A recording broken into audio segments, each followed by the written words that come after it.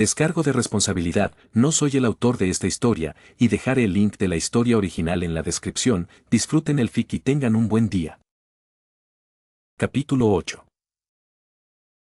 Nota del autor: alguien en esa casa lleva 11 años levantándose en la penumbra, caminando junto a la cerca en la oscuridad, y regresando antes de que se caliente el agua para que nadie se entere. Esta semana, el libro se levanta con ella. Es el capítulo más silencioso de la historia hasta ahora, y Apolo, quien ha guardado silencio durante 7 de ellos y tenía sus razones, toma el libro para leerlo y no hace ni una sola broma. Semanalmente, y sigue siendo gratis. Al final, todo se redujo a Apolo, como tenía que ser. No se había ofrecido voluntario. Había permanecido sentado durante 7 capítulos con la boca casi cerrada, lo que era el periodo más largo que había estado sin actuar desde la invención de la lira, y lo había hecho porque la única vez que la había abierto, allá por el primer capítulo, los ojos plateados en el umbral, su hermana se había convertido en piedra a su lado, y había descubierto, con el pequeño horror privado de una persona que descubre algo sobre sí misma muy tarde en una vida muy larga, que había habitaciones en las que sus bromas no podían entrar. Así que había observado.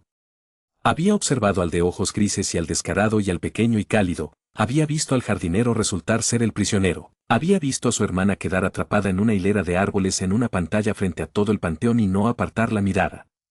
Y ahora le había tocado a él, y la pantalla se estaba volviendo gris, un gris particular, el gris de una hora antes de la hora, y Apolo la miró, y miró a su gemelo, que se había quedado muy quieto de nuevo, y comprendió de quién era este capítulo. Voy a leerlo, dijo. Es mío para leerlo. Tomó el libro. No bromeó. Es la hora gris.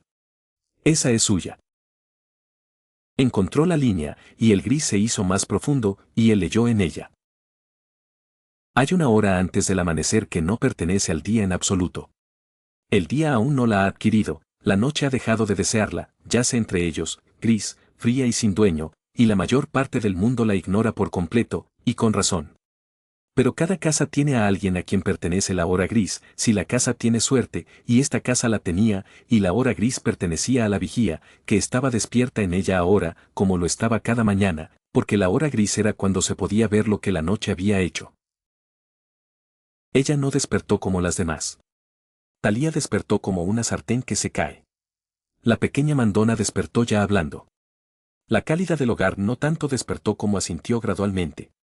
Suki despertó como un cazador, de golpe, de repente, con los ojos abiertos antes de que nada más se moviera, el cuerpo haciendo un inventario de sí mismo y de la oscuridad que lo rodeaba antes de dar la señal de ser un cuerpo despierto. Se quedó quieta un momento y escuchó la casa. Podía oírlo todo. Siempre había podido oírlo todo, que fue la primera de las cosas sobre ella que el hombre de la estufa había notado y nunca nombrado, que la niña dormía como una centinela y despertaba como tal, y lo había hecho desde que era lo suficientemente pequeña como para caber en el hueco de un brazo, como si hubiera venido al mundo ya en guardia.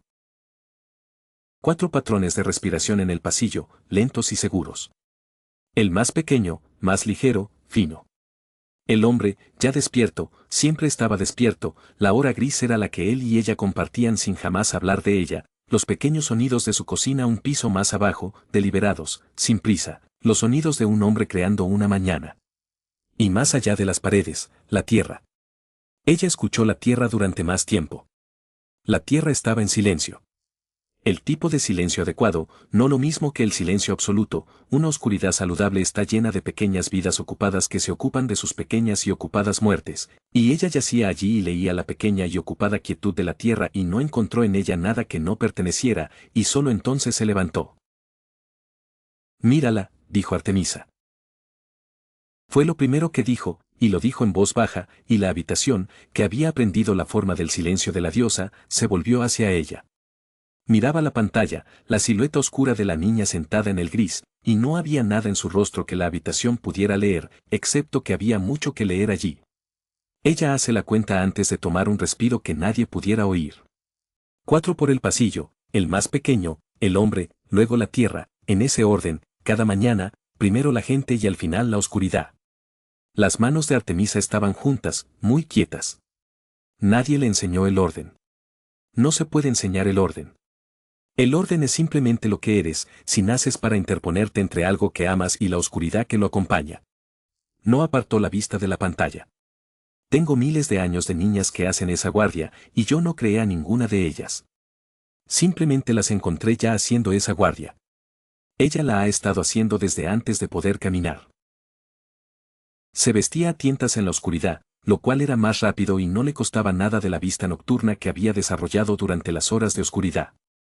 Y a los pies de la cama la esperaban sus botas, donde siempre esperaban, debido a la costumbre más antigua de la casa. Por la noche dejaba los calcetines puestos en las botas, metidos en la parte superior, y por la mañana las botas ya tenían los calcetines dentro, calientes y secos, porque alguien había pasado en la fría mitad de la noche, las había dejado junto a la estufa y las había subido antes de que ella despertara. Nunca lo había pillado haciéndolo. Hacía años que había dejado de intentarlo. No era algo por lo que se le diera las gracias. Era algo en lo que metías los pies, en la oscuridad, calentitos, y que entendías. En el sofá, Thalía se presionó el ojo con la palma de la mano, con fuerza, una sola vez, y no dijo nada. Bajó a través de la casa dormida, y no necesitó la luz, y no la encendió, y al pie de la escalera la cocina estaba cálida y con poca luz y olía a pan recién horneado y el hombre estaba en el mostrador con 2 tazas ya servidas, porque la hora gris era suya, y en 11 años habían descubierto exactamente cómo pasarla, que en su mayoría no era con palabras. Lo que sea, dijo. No era una pregunta. Toda la conversación de la mañana quedó abierta. La tierra está en calma, dijo. Muy en calma. Nada se movió durante la noche que no debiera haberse movido. Bien. Le entregó la taza, no café, ella no tomaba café, pues le quitaba la agudeza mental que había perfeccionado toda la noche. Le gustaba esa infusión verde y amarga, preparada a su gusto, lo suficientemente fuerte como para arrancar la pintura, porque ella era la única en la casa que quería que la mañana supiera a advertencia. Las botas están calientes. Las botas siempre dan calor, dijo ella, que era lo más parecido a un te quiero que se decían casi todas las mañanas, y ambos lo sabían, y de alguna manera, era suficiente. Él tampoco duerme, dijo Hefesto en voz baja, esforzándose. Se levanta por la noche para ponerle las botas al fuego, y se levanta al atardecer con 2 tazas de té. ¿Cuándo duerme ese hombre? Nadie tenía respuesta, y nadie la tuvo. Ella salió a la zona gris. Esta era la parte que solo le pertenecía a ella, el hombre se quedaba con el pan, la casa permanecía dormida, y el rastreador salía por la parte de atrás hacia la fría hora sin dueño y recorría su tierra, porque no se podía confiar en un silencio que solo se había percibido a través de las paredes. Uno iba y ponía los ojos en ella. Ella recorría primero la línea su línea, cada mañana, leyendo el suelo que la noche había escrito, una lectura más completa de la que la mayoría de la gente jamás dedica a nada. Ella leyó el rocío.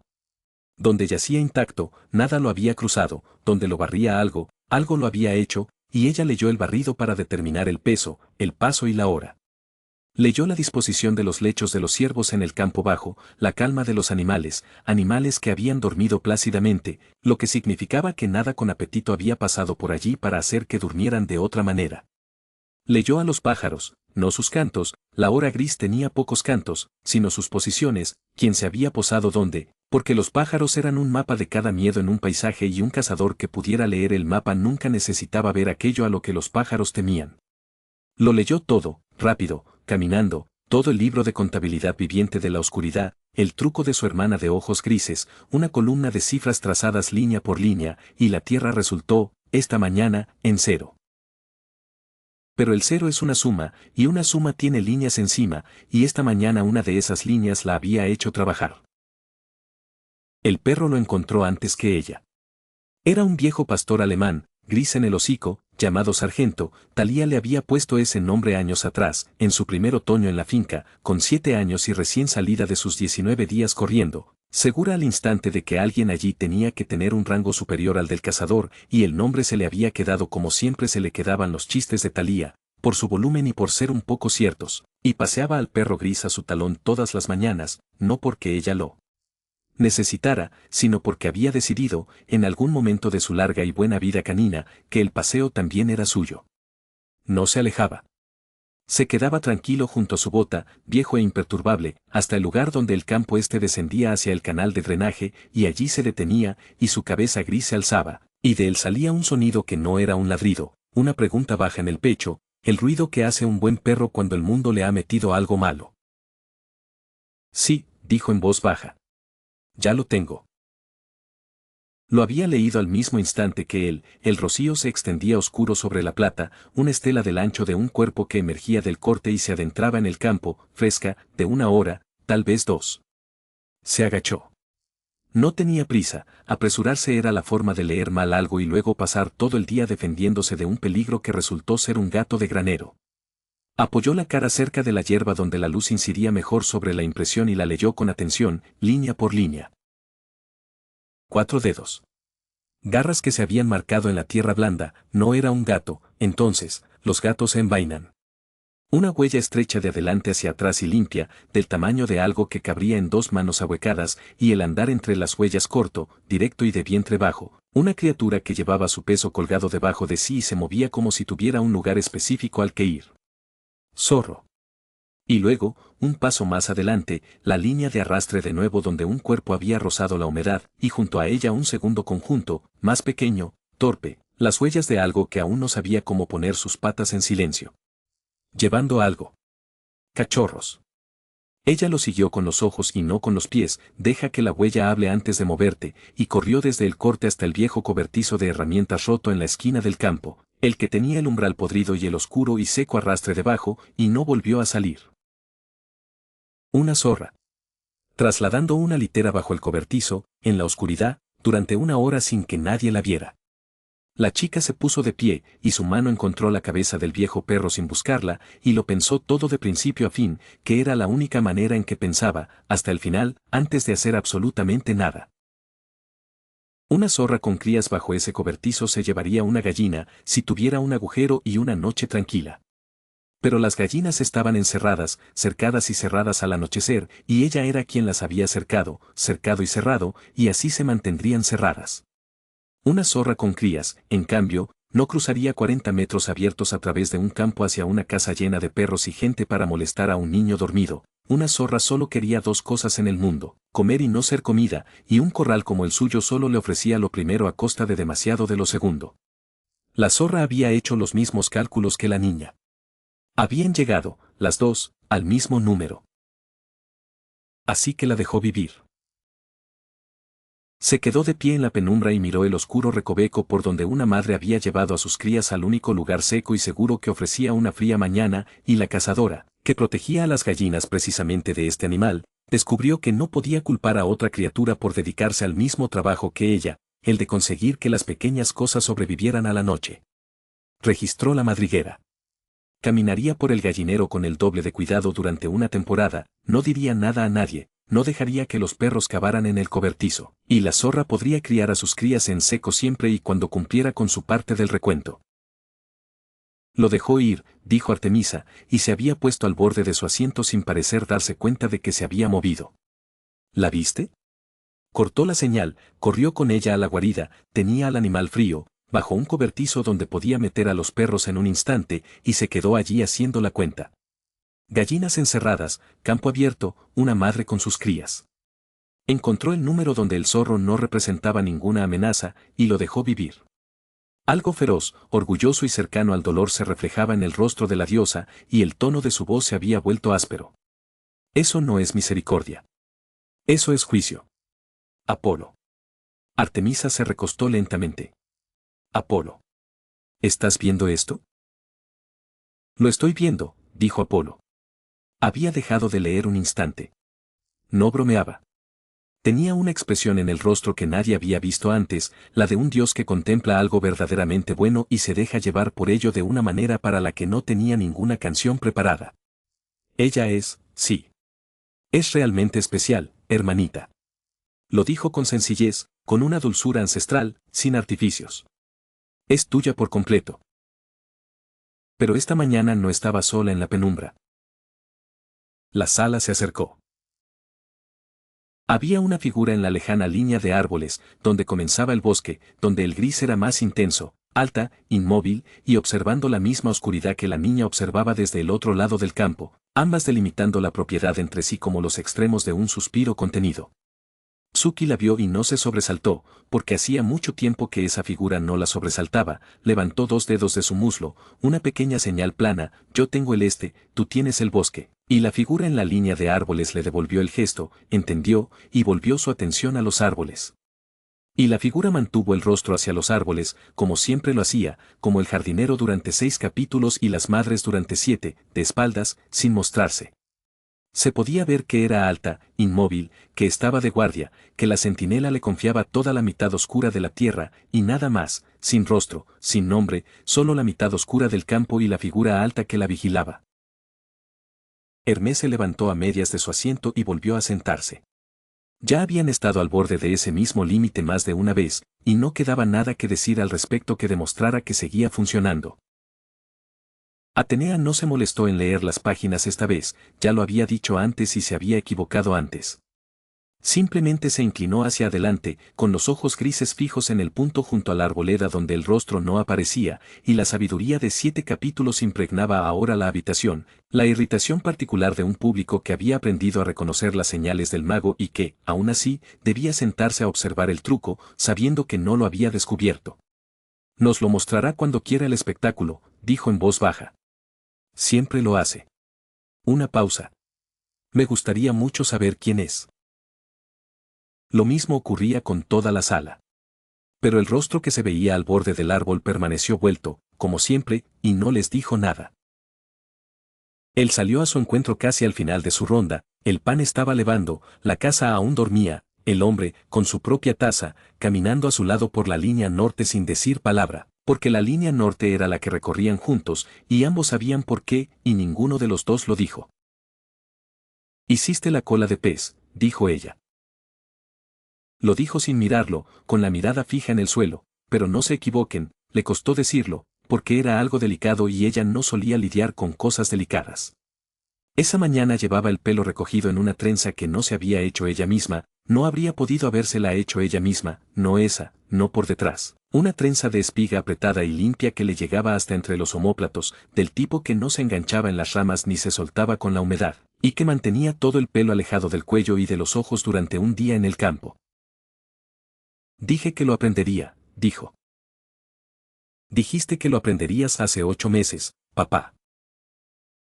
Es una trenza difícil. De hecho, había pasado esos 8 meses aprendiéndola, en la pequeña, en Thalía, que le dejaba practicar y se quejaba todo el tiempo, en la cola de un caballo en el establo cuando ninguna de sus hijas estaba disponible, con sus grandes y cuidadosas manos trabajando un patrón hecho para manos ágiles, despacio, mal, luego menos mal, y luego, esta mañana, en el cielo gris, antes de que ella despertara, la primera vez que la había hecho bien, bien. Necesitabas una que aguantara con el clima. La normal se deshace al mediodía y luego estás luchando contra tu propio pelo en la arboleda, que es una forma de morir. Así que... bebió su café. Cola de pez. Se mantiene, admitió. Se mantiene. Caminaron.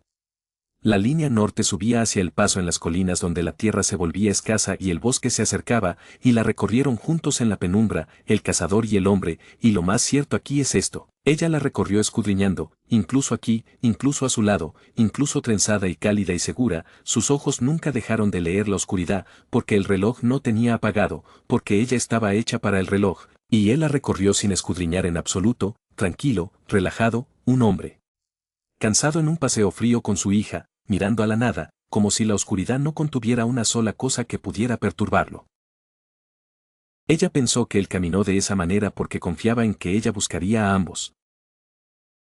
Tenía razón casi a la mitad.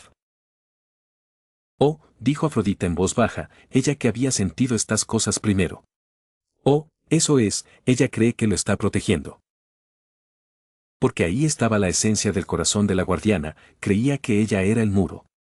Creía que lo que se interponía entre este hombre amable, cansado y corriente, que ni siquiera podía ver venir a un dios, que quemaba la tostada si lo asustabas, que no tenía más poder sobre él que sobre el pan que estaba haciendo levar, lo que se interponía entre él y la oscuridad llena de dientes que quería a sus hijos era ella. Sus ojos en la hora gris. Su cuenta. Su reloj en la línea de árboles. Lo había decidido cuando era muy joven, las decisiones importantes se toman temprano, en silencio, para siempre que su padre era blando, bueno y desprevenido en un mundo duro, y que ser blando y bueno era algo que el mundo castigaba, y que ella se interpondría entre el castigo y la ternura mientras respirara, y nunca se lo diría, porque decírselo le haría sentir que tenía que protegerla, y eso era al revés, exactamente al revés, ella era la guardiana. Había construido toda su vida en torno a la tarea de proteger lo más peligroso en un radio de 500 millas. Ella no lo sabía. No lo sabría hasta llegar a la cima de una colina. Y nadie se lo dijo.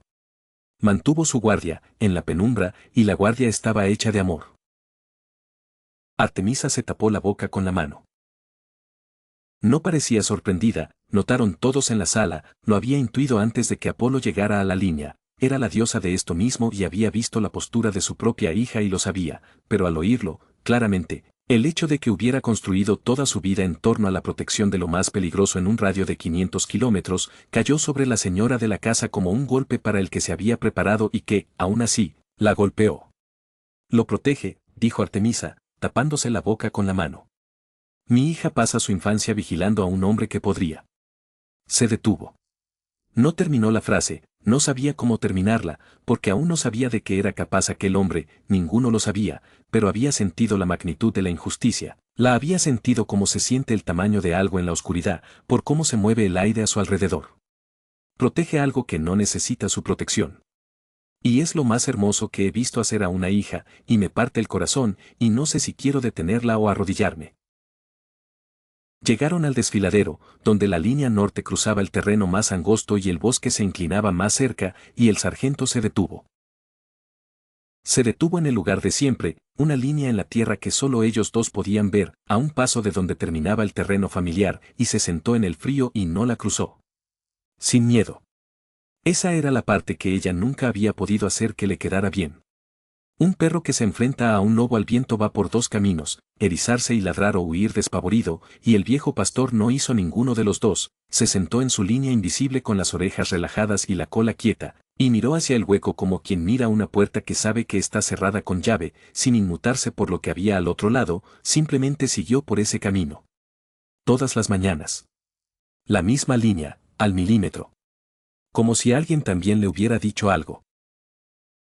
Lo de la línea norte era algo en lo que la rastreadora había estado pensando toda su vida, y esa mañana, en la penumbra, con el hueco justo ahí y la vieja y tranquila perra sentada al borde de la nada, finalmente lo dejó en el suelo entre ellas, porque ya tenía 15 años y se le había agotado la paciencia para que la controlaran. Quiero hablar de la valla, dijo. La valla está bien. No me refiero a si sigue en pie. Me refiero a que quiero hablar de la cerca. Dejó de caminar. Él también se detuvo, dio un paso más y se giró, y el gris se acercaba a la luz, el primer rayo, y le dio en el costado de la cara, haciéndolo parecer tan común como siempre. La he estado cuidando, dijo. La cerca. Todo el perímetro. Toda mi vida, eso ha sido mí. Leo la tierra cada mañana para saber qué hay ahí fuera, y he mejorado, tú mismo dijiste que he mejorado, soy lo mejor que tienes y ambos lo sabemos. Y en 11 años leyendo esta tierra he aprendido una cosa que no puedo hacer encajar, y ya no voy a dejar de preguntar al respecto, así que pregunto. De acuerdo, dijo. Los animales llegan a la cerca y se van. Suki lo dijo secamente, exponiendo las pruebas columna por columna, igual que su hermana de ojos grises con sus pruebas. Animales grandes. Animales hambrientos. He visto la señal, una letra de 1,5 metros de ancho, un andar que no corresponde a nada que deba estar en este bosque, saliendo del hueco norte en la oscuridad. Llegan a la cerca. Se detienen. La he leído en el suelo, 2 pares, 3, como si estuvieran decidiendo. Y siempre regresan. Al hueco, lejos de la casa. Siempre, durante 11 años. Los coyotes no hacen eso. Los osos no hacen eso, y lo que sube por ese hueco no es un coyote ni un oso, y he sabido qué clase de animales desde que sé quién soy, tú te encargaste de eso. Ningún animal carnívoro se acerca a un patio lleno de comida fácil y simplemente da la vuelta. Por sí solo. Eso no sucede. Algo se lo ordena. Inclinó la cabeza hacia el viejo perro, que mantenía su correa al borde del hueco. Y no la cruza, sargento. Ni una sola vez, jamás, la misma línea cada mañana, y no le asusta lo que hay ahí abajo, esa es la clave, simplemente se sienta como si hubiera una pared en el aire que no puedo ver y espera a que termine de mirarla. Un perro lo sabe. Lo sabe desde antes que yo. Sus ojos plateados estaban fijos en el hombre, penetrantes, la mirada de cazador que lo leía todo, concentrada en lo único que ella nunca había podido descifrar. Algo en esta tierra les dice que se vayan. Y no soy yo, ni son los perros simplemente están de acuerdo, y lleva aquí más tiempo que yo. Así que, ¿qué es? ¿Qué hay en la cerca, papá? ¿Qué los mantiene alejados? La sala de lectura no respiraba. A lo largo de 8 capítulos, había aprendido la sensación exacta de la historia acercándose a su límite, la puerta cerrada, la bolsa, el campo, la tormenta, y sabía que esta era más grande que aquellas. Lo sabía como se sabe que una ola es más grande por el tamaño del silencio que precede a que arrase con la arena. El rostro ordinario del hombre se mantuvo en la luz que se avecinaba. Su hija esperaba. Todo el panteón esperaba. Y en algún lugar, en un trono, la señora de la casa había dejado de respirar por completo, porque su hija acababa de caminar, por puro rastreo, por una competencia implacable impulsada por el amor, hasta la puerta de la cosa, y estaba llamando. El hombre miró a su hija por un instante. Y ésta, de entre las 10.000 puertas que había mantenido cerradas, casi no la sostuvo. Se notaba. La chica también lo vio, ella que podía leer toda una noche en una brizna de hierba doblada, que sabía al instante el momento en que un animal atrapado decide si huir o quedarse quieto, y captó el destello de aquello que emergía tras lo ordinario y que no era ordinario en absoluto, algo viejo, cansado y seguro, que aparecía y desaparecía como un pez grande que gira una vez bajo aguas oscuras, y se le cortó la respiración, porque pensó, por un instante entreabierto, que por fin se lo iban a decir. Luego la cerró. Suavemente, como cerró todo, y extendió la mano y tiró del extremo de su bonita trenza de cola de pez, una vez, como si hiciera sonar una campanilla, y dijo. Hablé con ellos. ¿Tenías algo que decir? Hace años. Cuando nos mudamos. Recorrimos toda la cerca, tuvimos una charla sincera con todos los que estaban más allá. Empezó a caminar de nuevo, hacia el hueco, con calma, y ella no tuvo más remedio que ir a su lado, arrebatada. Les dije que esta era una propiedad donde no se comen a los niños. Muy firme al respecto.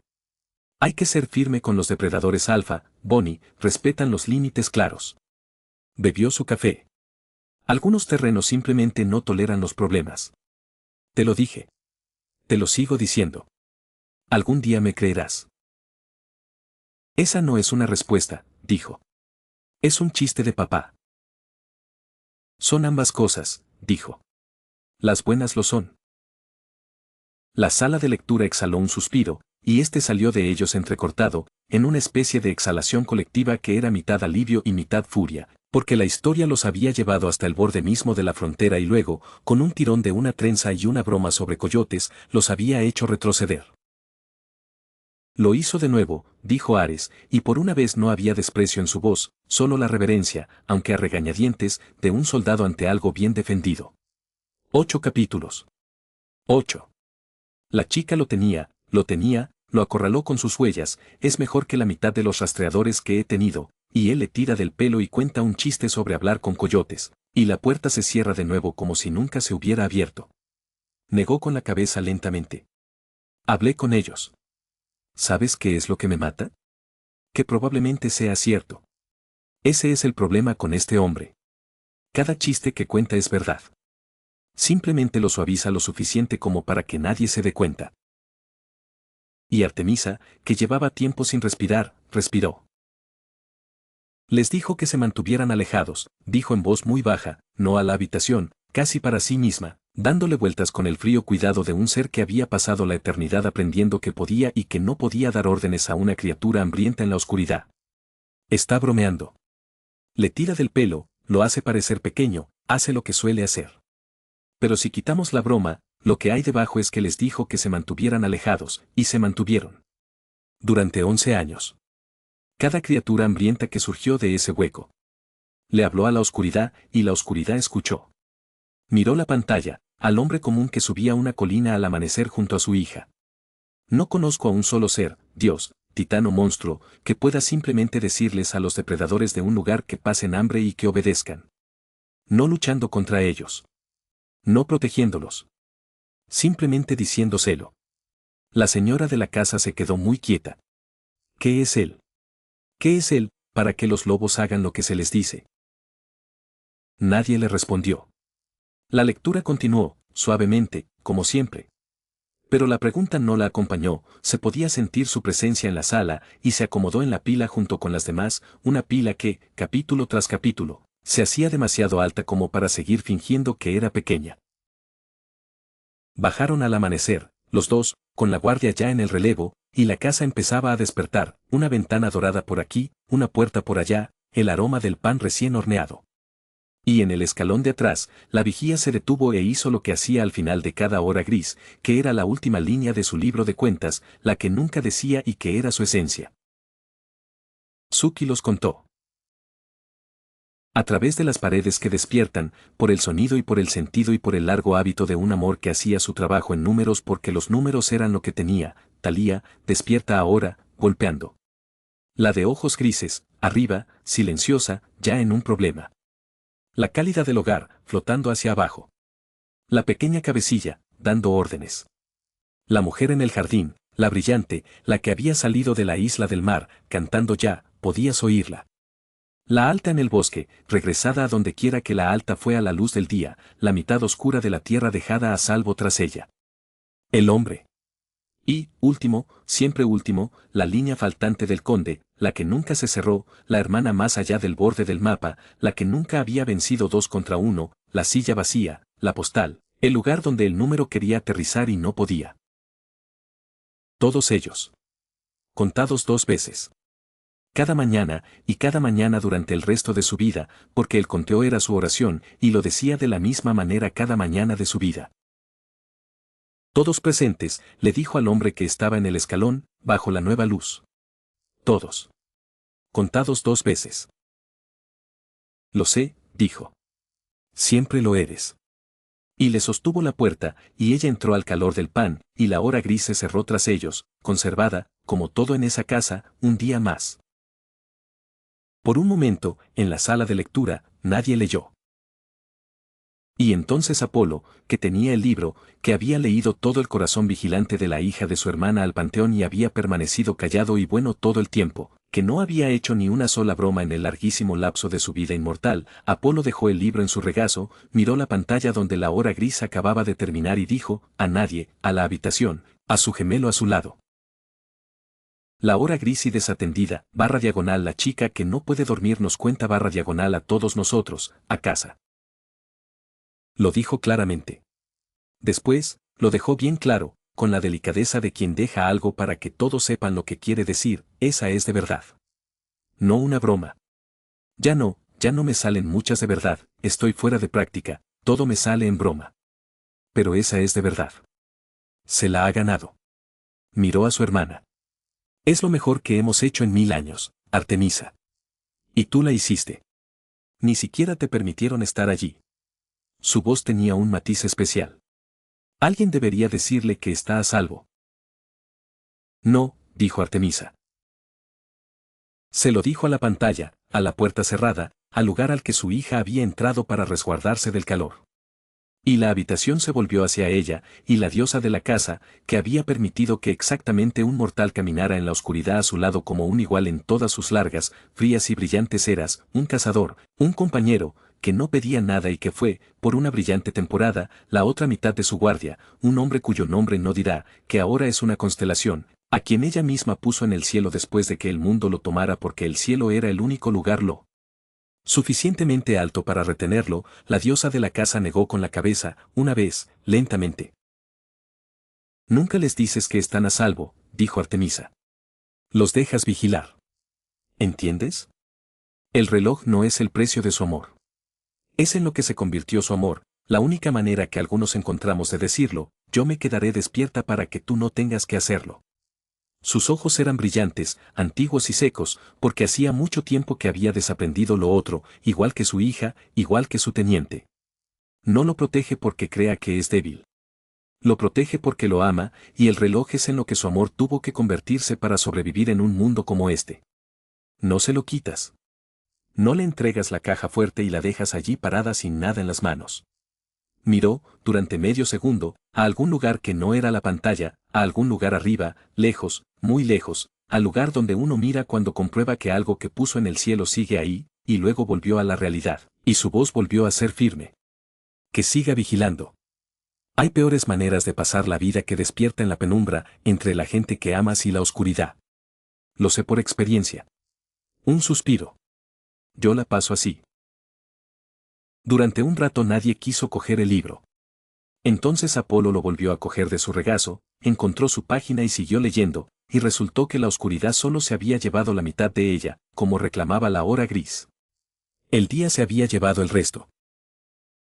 El oro subía, y la puerta cerrada de la hora gris daba paso tras ella a un sábado cualquiera que amanecía fuerte y brillante, una casa con 5 niños despertándose, puertas y sartenes y alguien perdiendo una discusión en las escaleras, y cuando el desayuno estuvo terminado y los platos limpios, la familia salió al largo campo trasero que se mantenía corto precisamente para esto, e hizo lo que hacían la mayoría de los sábados cuando el tiempo lo permitía.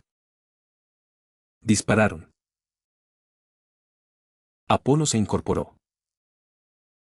Había permanecido callado durante mucho tiempo, un silencio que había empezado a preocupar a su hermana más que cualquier otro ruido que hubiera hecho, pero ahora la pantalla le mostraba fardos de heno en un campo segado, rostros de papel clavados a la distancia de un cazador, un estante de arcos extendido sobre un caballete con el cuidado habitual de una familia que hacía esto cada semana, y algo volvió al rostro del dios del tiro con arco que había desaparecido desde la primera página. Ah, ahora, dijo. Ahora sí que hablamos. No era entrenamiento.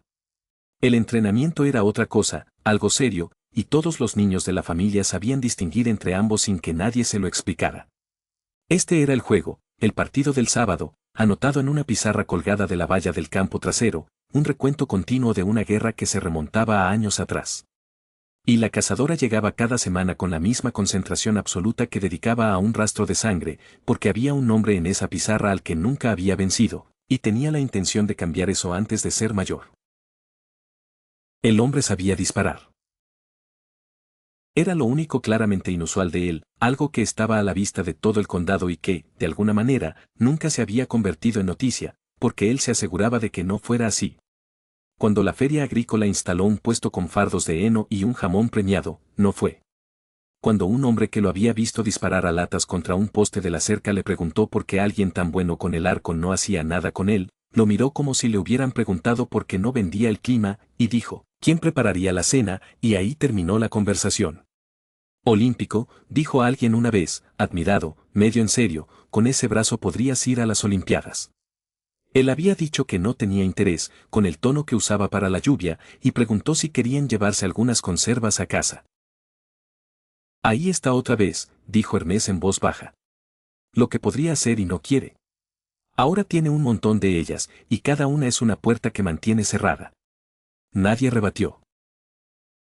Lassie fue la primera, porque Lassie siempre era la primera, ya que se había autoproclamado maestra de ceremonias del torneo a los 4 años y nunca había sido destituida. Tenía 7 años, era terrible y no le importaba lo más mínimo. Plantó sus pequeños pies, tensó su pequeño arco con la lengua entre los dientes, soltó la flecha y la clavó en el heno a 30 centímetros de cualquier papel, y declaró que el tiro había sido un 9. Eso fue un 9, dijo, antes de que nadie pudiera opinar lo contrario. Eso era heno, dijo la niña. Fue un 9 con mucha confianza. Desde el césped al borde del campo trasero, donde se había plantado con una jarra de limonada y la autoridad inquebrantable de una mujer que juzgaba una competición en la que no participaba, Cal aplaudió a la segura jugadora de 9 años. 9, aceptó con entusiasmo. Puntos por estilo. Esta familia puntúa todo según lo sombrío que lo hace, lo cual siempre me ha parecido una tragedia, así que, 9. Por su estilo. Gracias, dijo Lassie, profundamente reivindicada. No la animes, dijo la chica. Alguien tiene que hacerlo. Están todos muy serios aquí. Cao levantó la cara hacia el sol y llamó al hombre que estaba marcando la pizarra con tiza. Ciro. Recuérdales a tus aterradoras hijas que esto se supone que es para divertirse. Es divertido, dijo el hombre sin levantar la vista de la tiza. ¿No te das cuenta? Está encantada. No parecía estar bromeando, y Cal soltó una carcajada contagiosa que resonó por toda la granja y se acomodó con su limonada, porque después de todos esos años había dejado de necesitar comprender a las personas que amaba para disfrutar al máximo de ellas. Entonces la cazadora se colocó en la línea de tiro, y el campo quedó en silencio a su alrededor, el silencio que se instala en un prado cuando la sombra de un halcón se desliza sobre la hierba. No era algo que ella hubiera hecho, no era algo que pudiera haber evitado. La misma quietud que la envolvió en la hora gris la trajo hasta aquí, el ruido que salía de ella, la niña que salía de ella, algo más viejo y puro llenando el espacio que dejaban. No se preocupó por el arco. Asentó los pies, y su cuerpo respondió al viento, al peso y a la distancia en algún lugar por debajo del nivel del pensamiento, y tensó, y el tensado fue suave y completo, sin delatar nada, y en el punto álgido fue, por un instante, lo más perfecto en el campo. Luego soltó, y no miró para ver caer la flecha, porque ya sabía a dónde había ido. Oro. Centro, un golpe seco, y la flecha se quedó temblando en el corazón del papel. El emplumado de la primera aún temblaba cuando colocó la segunda, no volvió a apuntar, solo se dejó llevar por la misma quietud y entró a un dedo de la primera, lo suficientemente cerca como para que las dos flechas se rozaran en las plumas. Una ráfaga se levantó desde la línea de árboles entre la tercera y la cuarta, de esas que habrían desviado un tiro menos certero, y algo en su peso se movió para responderle medio segundo antes de que siquiera sintiera conscientemente el viento, y la cuarta fue donde habían ido las tres primeras. 4 de ellas en un grupo que una mano ahuecada podría haber ocultado. Y esta era la parte que nunca dijo, que allí, en la línea, estaba el único conteo en todo su día que salió limpio y suyo y que no requería protección alguna. El papel de la niña de 7 años que estaba al lado parecía, en comparación, como si hubiera salido peor parado en una tormenta de granizo. Apolo hizo un sonido como el de un hombre al que le hubieran pellizcado. Ese lanzamiento, dijo, medio levantado de su asiento, sintiéndose ahora como un dios del tiro con arco, con la tristeza de la hora gris disipada por 4 flechas en un puño. No hay tirones en él, ella no tira de la cuerda, simplemente deja de sujetarla. No se le puede enseñar a una chica de 15 años a abrir los dedos así, no se trata de la enseñanza, sino se detuvo, porque ya había respondido, y se volvió hacia su gemela, que observaba el grupo de flechas de su hija con la mandíbula apretada y los ojos brillantes. No, asintió Artemisa en voz muy baja. No se puede enseñar. Buen grupo, dijo el hombre desde la fila que estaba a su lado, y tomó su propia reverencia. No le dio importancia. Las judías podrían ir de cualquier lado este año, le dijo a Cal, y tensó el arco se elevó y se dobló en un movimiento pausado, sin florituras, y soltó entre una palabra y la siguiente, sin interrumpir la frase para verla caer. Un segundo, aún hablando, aún fácil, la misma ráfaga que había hecho que su hija cambiara de peso lo alcanzó también a él, le agitó la manga, movió la hierba a sus pies, y no le costó nada, ninguna corrección, ninguna dificultad en el tensado, como si hubiera estado incluido en el precio del tiro antes de que llegara. Miró el tercero como un hombre que comprueba un nivel, suave, casi aburrido, y le dio al cuarto el mismo medio segundo por la flecha, tan rápido que apenas contó como una mirada. Luego él caminó con ella a lo largo de la línea para sacarlas, como siempre lo hacían juntos, y fue ella quien lo encontró, su mano cerró la primera flecha para aflojarla y se encontró con la de él, que ya estaba allí, escondida detrás de la suya, 2 flechas apiñadas en un hueco del tamaño de un puño en el heno, de modo que tuvo que sacarlas una a una. Sus 4, dentro de las 4 de ella. No por mucho. Por el ancho de los años de un hombre adulto sobre los de una niña, y no más que eso, que era la única explicación que él jamás dejaría que nadie recordara. Eso era lo que ella había estudiado toda su vida y nunca había resuelto, él hacía todo con un arco con la misma sencillez con la que un hombre se ata un cordón de zapato, y solo comprendías, una vez que tus dedos habían encontrado las flechas en el heno, que habías estado viendo algo para lo que no tenías nombre. Los ojos de Artemisa se entrecerraron. Duró apenas un instante. Era la mirada de un maestro que descubre, en otro, algo que no cuadraba, porque ella, más que nadie, sabía hasta la médula lo que debía costar a un cuerpo acertar 4 flechas con tanta precisión, Conocía las décadas que eso conllevaba, y el hombre en la pantalla no había dedicado ni una sola de ellas. Lo había hecho mirando hacia otro lado, hablando de tonterías.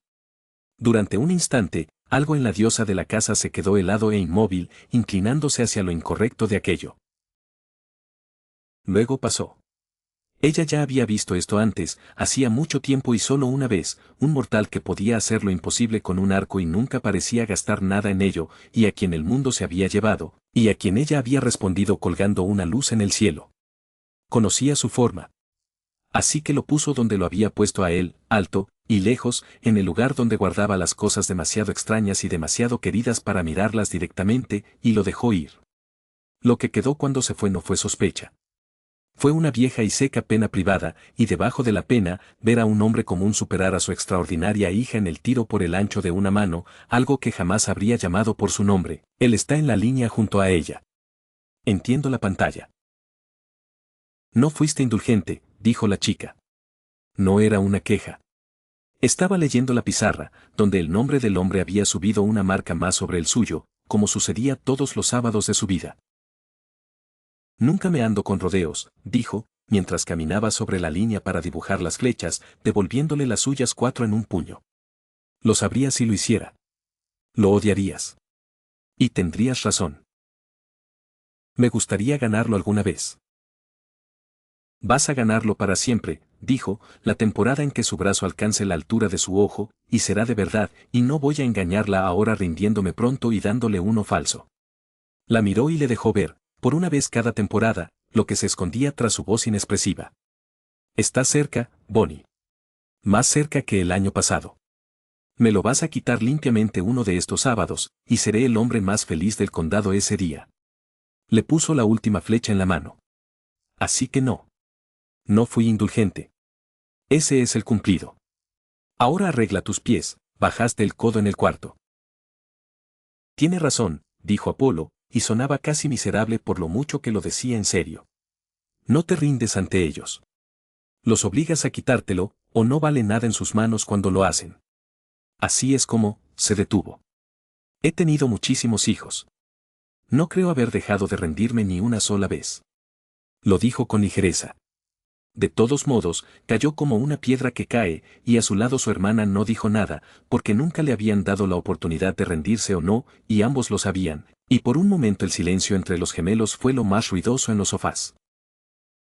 Perdió el partido, como lo perdía todas las semanas, pero después leyó la pizarra igual que leía una pista, y la señal era buena. El hombre le había sacado 4 puntos el sábado pasado, 2 este. La diferencia se reducía un poco cada vez que llegaba a la línea. Lo asimiló sin decir palabra ni pestañear, y no sonrió, porque aún no había terminado. Y entonces se tensaron los arcos y la tarde llegó lenta y cálida, y la cazadora hizo lo otro, lo que nadie que la hubiera visto vigilar durante la hora gris habría adivinado, lo que vivía al otro lado de la valla y de los grupos del tamaño de un puño, y que habría muerto antes de dejar que un extraño lo viera. Ella y Lassie tenían una revista. Tenía meses de antigüedad, lo habían rescatado de la sala de espera de un médico en el pueblo, la cubierta se había ablandado por el uso y vivía debajo de su colchón como si fuera contrabando. En las tardes tranquilas, los dos, la niña de 7 años que calificaba todo sobre 10 y la de 15 que podía atravesar una flecha con un arco a 40 metros sin pestañear, se tumbaban boca abajo en el suelo de la habitación de Lassie y lo hojeaban página por página, discutiendo. Ese es un 8, dijo Lassie, refiriéndose a un abrigo. Es un 4, dijo el cazador sin levantar la vista. El corte no le pega a la tela. Pretende ser lana, pero es una imitación barata. Se le romperá en los hombros en una temporada, mira cómo le queda, ya está desgastada. Pasó la página. Es un 8. Lassie miró. Era sencillo, gris y de una confección exquisita, y no era algo que ella jamás habría elegido, pero Tsuki había dicho 8, y Tsuki era la única persona en toda la casa de quien Lassie aprendía sobre moda, habiendo aprendido a lo largo de cientos de tardes tranquilas en ese piso que su hermana tenía razón sobre la tela, con la misma certeza con la que tenía razón sobre el clima, completamente, silenciosamente y siempre. Así que se obligó a mirarlo un rato más, como lo hacía su hermana, y después de un instante captó algo de su esencia, la honesta quietud de la prenda, y lo revisó, algo que no hacía por nadie más. De acuerdo. Un 8 tranquilo, dijo, y luego, a regañadientes y con adoración a la vez, enséñame otra vez lo de los hombros. Quiero verlo como tú lo ves. Es cierto. Lo dijo con la misma certeza con la que había analizado el andar del zorro al amanecer, porque era la misma facultad y nunca la había considerado como dos, el ojo que descomponía una huella en cuanto a peso, andar y hora, liberado en la línea, la caída y la caída natural de la tela. Leía el pelaje como leía el suelo. Simplemente nunca se lo contó a nadie, porque el suelo era supervivencia y el pelaje era suyo, un deseo que guardaba para sí misma, un deseo íntimo, porque una chica de guardia no dejaba cosas delicadas a la vista de todos. Afrodita se adelantó con todo su cuerpo. Había estado viviendo un capítulo extraño y silencioso, orgullosa de una niña a la que no podía considerar del todo dueña de ella, y ahora había dos niños y una revista maltrecha en la pantalla, y la diosa del amor y la belleza estaba, de repente, completamente presente. Oh, tiene buen ojo, dijo, y por una vez no había actuación en su voz, solo deleite. ¿La oíste? El corte no le sienta bien a la tela. Tiene razón, ese abrigo es una pequeña tragedia. Artemisa. Se giró, exultante, impotente ante ello. Tu hija. Tu pequeña sombra de luna salvaje que duerme con las botas puestas. Lee la sastrería como lee el barro, y la guarda bajo el colchón como un pecado. Entonces algo más la cautivó, y la diosa del amor emitió un pequeño sonido de impotencia. ¿Y la mía? ¿Viste la mía? Milasi, que jamás en su vida ha cedido ante nadie en cuestiones de gustos, acaba de tomar nota. De la tuya. Revisó su propio veredicto y pidió que le enseñaran. Miró de una chica en el suelo a la otra, radiante, conmovida por ello. La hija del amor, aprendiendo el oficio de la hija de la casa. He esperado una eternidad para sentirme así de complacida. Artemisa no sabía que estaba haciendo su propio rostro. Durante todo el capítulo, se había preparado para la vigilancia, para la casa, la cautela, para que su hija fuera lo que ella misma era, y había estado orgullosa hasta el extremo. No se había preparado para una revista. Para la chica que leía las sombras y perdonaba a una zorra, tumbada en el suelo de una habitación junto a su hermana pequeña, insistiendo con toda seriedad en que un simple abrigo gris valía un 8, y ocultando que le importaba. Ocultando el deseo. Guardándolo bajo la cama con las botas, donde nadie pudiera usarlo para manipularla. Ella cree que no se lo permite, dijo Artemisa en voz baja, y la sequedad y la ferocidad habían desaparecido de su voz. Pasé una eternidad enseñándoles a las chicas precisamente eso, que desear lo suave y visible es la forma en que el mundo se apodera de ti. Eso fue todo lo que dijo. Observó a los dos niños en el suelo con la revista, apretando la mandíbula, y Afrodita, que era la primera en sentir estas cosas, se acercó y puso una mano sobre la muñeca de la cazadora, y por una vez la señora de la casa la dejó allí. Y 2 asientos más allá, una niña de 12 años con trenzas y rostro atento observaba a la niña más pequeña en el suelo del dormitorio, la niña de 7 años que confiaba sin reservas en su fiera hermana de ojos plateados, que se tumbaba boca abajo en el suelo del dormitorio tomando notas de tela de la única persona viva de quien las aceptaría, sin la menor duda de que pertenecía a ese lugar, a ese suelo, a esa familia, a cada habitación en la que entrara. Rumlaisi había aprendido desde pequeña que una niña pequeña se mantenía más fácilmente si se mantenía bonita y callada y pedía muy poco a la vista de todos, y ahora veía a la versión de sí misma allí abajo deseando cosas sin ningún temor, y se dio cuenta de que no podía mirar del todo a las dos niñas en el suelo, ni podía apartar la mirada. Su padre conocía la revista. Por supuesto que lo sabía todo bajo su techo, y esto lo sabía desde hacía más tiempo que nada, y no había dicho ni una palabra, porque algo que una niña guarda debajo del colchón es algo que la niña te está diciendo que necesita conservar, y la dejas conservarlo.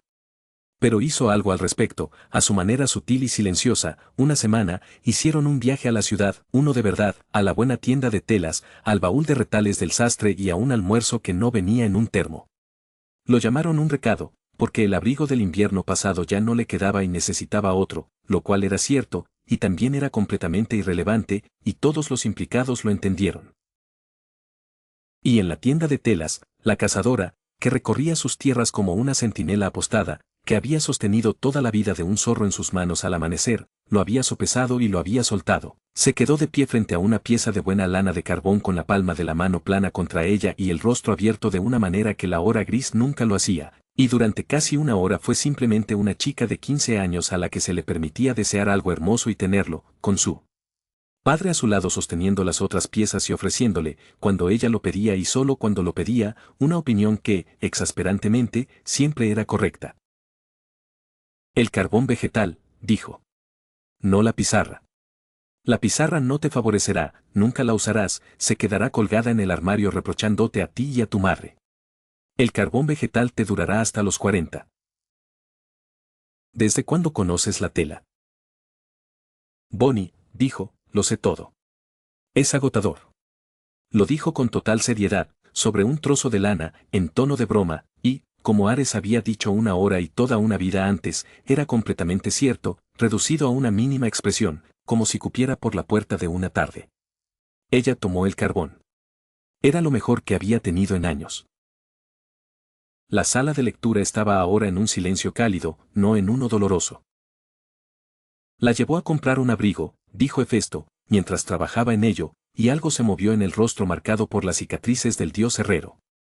La criatura más peligrosa de toda esa pantalla, y sacrificó un martes entero para estar en una tienda sosteniendo lana para que su chica pudiera tener un buen abrigo.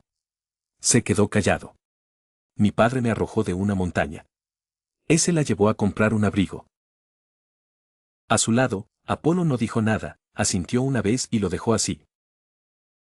Y el día avanzaba hacia el atardecer, como todos los días en esa casa, y se concentraba en torno a la hora que mejor conservaba, toda la familia en la cocina a la vez, cada uno en su puesto, comentando el día de lado mientras cortaban los ingredientes, la niña manejando el cuchillo donde siempre se paraba, segura, amada, y sin saber ni la mitad de lo amada que era, poniendo la mesa para una familia que no sabía ni la mitad de lo que tenía. Y la cálida cocina conservó su brillo dorado un instante más, y entonces, suave como siempre, la oscuridad regresó al patio como siempre regresaba, y era de nuevo la línea de árboles, el lugar donde comenzaba el bosque y la noche se acumulaba primero y se iba al final. La alta y serena observadora en el borde del bosque, aquella con la que la vigía intercambió su señal de 2 dedos, de pie en el lado oscuro de una casa llena de niñas dormidas, con el rostro vuelto, como había permanecido vuelto durante todo el capítulo, la única observadora que había permanecido sin nombre durante toda la lectura. Y allí se quedó. Hermes no saltó ni graznó. Solo miró hacia donde no aparecía el rostro. Quien los espera en la oscuridad, dijo con voz baja y firme, aunque ya no era una pregunta propiamente dicha. No hubo respuesta. El vigilante se quedó en el bosque, la muchacha preparó la mesa en el cálido interior, y el capítulo se cerró con lo único que sacarían por la puerta. Nota del autor: la escena en la que se basa este capítulo muestra a una niña agachada en la hierba mojada antes del amanecer, decidiendo no matar a un zorro. Nadie dice nada. Lo que deduce es que una zorra con crías bajo un cobertizo roto es un problema menor que un campo vacío con algo peor acercándose, así que protege a las gallinas con el doble de cuidado durante una temporada, no le cuenta nada a nadie, y eso es todo. La reacción de su madre es lo más llamativo en 8 capítulos, y su madre ha pasado una eternidad enseñándoles a las niñas todo lo contrario. Esa trenza es la otra mitad de ella. No se la hizo ella misma, ni podría haberlo hecho. Él la aprendió de sus hermanas y de la cola de un caballo en el establo cuando no había ninguna hija disponible, y Thalía se quejaba amargamente cada vez que le tocaba practicar. Esta mañana, la chica dice algo suave al respecto sin mirarlo, le cuesta decirlo, y después de 8 capítulos, eso sigue siendo lo máximo que ambos se atreven a arriesgar. Alguien en esa sala de lectura dice que deberían decirle que está a salvo. Su madre dice que no. He escrito 8 capítulos y aún no puedo decirte con cuál de ellos estoy.